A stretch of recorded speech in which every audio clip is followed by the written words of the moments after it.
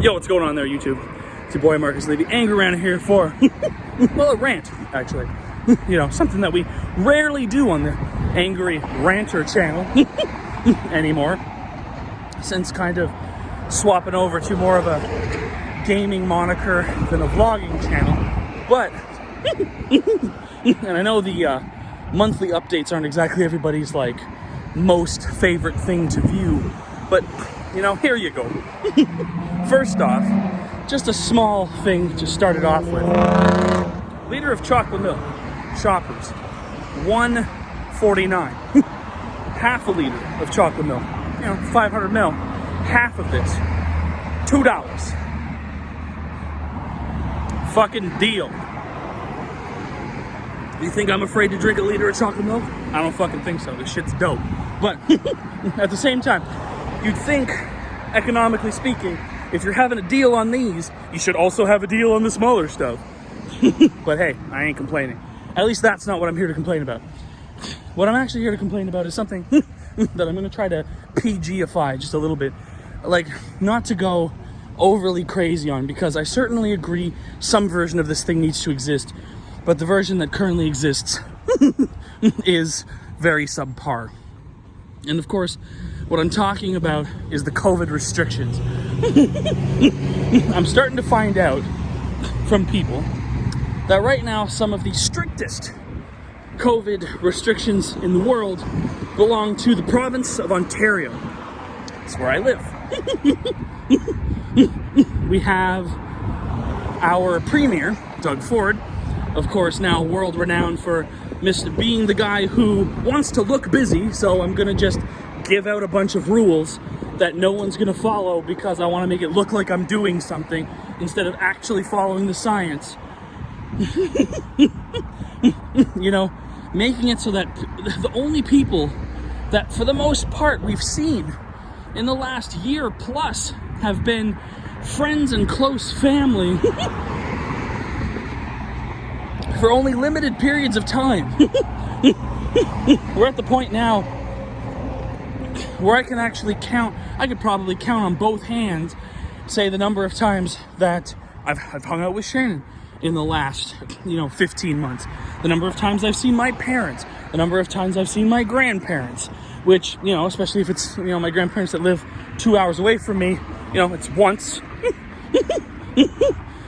Number of times I've seen my mother once, in 15 months, because every time something new comes up, some sort of new restriction because of random case spikes out of nowhere in the entire province, he's gone from, giving the whole province a stage-based approach to giving a regional color approach for region by region, to now going back to a full Ontario color by color regional. I don't even know. Like, his rules at this point make so little sense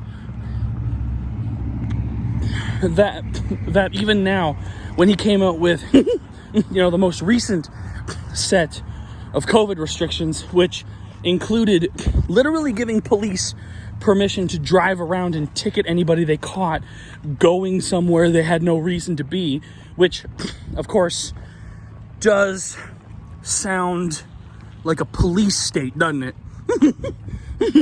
Even the police said we're not doing that. Because how fair is it for people who don't know the people they're pulling over to be able to know whether or not where I'm going is valid? Where I'm going actually isn't up to you. Isn't your fucking business. If I'm just going out for a walk, or in my case today, I was out geocaching by myself, it's fine. You can say, I don't want to see you outside with people who are not in your household. Fine. But you don't know who's in my household. And cops should not be permitted to just pull random people over, ID them, just because they're looking to make trouble. Not to mention cranking tickets up to $2,000. The other thing that doesn't work, curfews. Because, I'm sorry, COVID isn't just out after 9 p.m., And as we're learning new science, it seems like we're restricting even further. You know, this is our third lockdown due to COVID. And had we just kept up with the science with the second one, the first one was kind of a, oh my God, it's a new thing, let's lock everybody down. I understand that. But with the second one, you can't tell me that you haven't learned anything now that, you know, as you're approaching 2021. Of course you have. You're choosing to ignore it actively at this point. You're actively choosing to not follow. Sorry, I got to adjust my glasses here. You're actively choosing not to follow the COVID guidelines that are being put out there for you to follow. Instead, you're making your own shit up because you want to seem like big tough guy who knows all of his rules, who makes up his rules. You want to seem like God or something. Well, I'm sorry, but the premier is not God, nor are you fucking emperor of the Holy Ontario Empire. You know?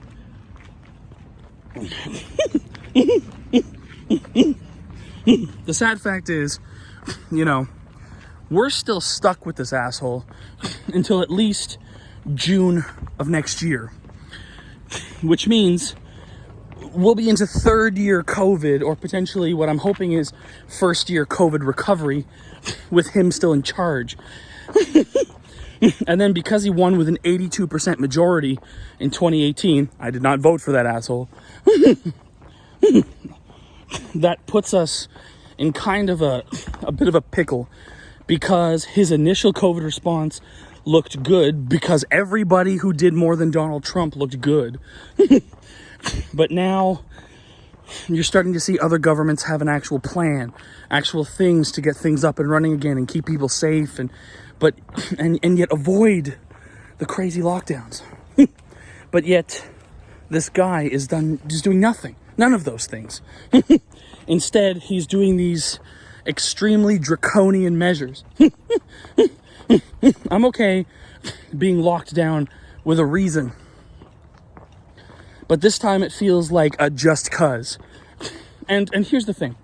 This is the point that I've made, that every person I've made it to has agreed with. And I think you guys will too. Except for if you're from Toronto. So congratulations, Toronto. I'm about to roast your ass. So, first off, fuck you, Toronto. Second of all, if you looked at the actual numbers, and yes, I understand our provincial government is in Queen's Park in Toronto. But if you looked at the region by region numbers, Toronto requires Toronto, York, Peel, Durham. If you're fucking 4 regions for your one city's numbers, you might be the problem. Considering those 4 normally rank 1 through 4. And when they're like, the province has hit 4,500 cases a day. Yeah, well, look at how many of those are from Toronto. Out of, say, 4,500, 4,000 of those are in Toronto. Oh, but let's lock everyone else down. No. Fuck you. Why do the 90% have to be punished for the bullshit of the 5%? This is what I don't understand. In this case, actually, it's more like, why do the 15 good percent have to be punished for the BS of the 85 other crap per 100%? And I'm not saying every person in Toronto's at fault here, but let's even just go by some raw data. Toronto is a city of 2.5 million people. If even 10% of those people are not strictly obeying COVID regulations, that's 650,000. Now, if you count Ottawa itself is only 1 million. The other 500,000 being Gatineau, and since Gatineau counts as Quebec numbers, and they're under completely different laws and a completely different premier who's a complete knuckle nuts, you know, we need to take a look at the raw data. The raw data shows Toronto, 10%, 650,000. Ottawa, 100,000. You tell me which of those is more of a threat under COVID. And then wonder why it is that the rest of us are getting punished for BS happening 4 or 5 hours from us. You got a city with 6.5 million people who caused the entire province to go into lockdown. Even cities that are 20, 30 hours away by car are being punished. for the stuff that these people who think they're so fucking special. It's ridiculous. 416 is a crap bag, as far as I'm concerned at this point. Either way. Rant over. Like and subscribe.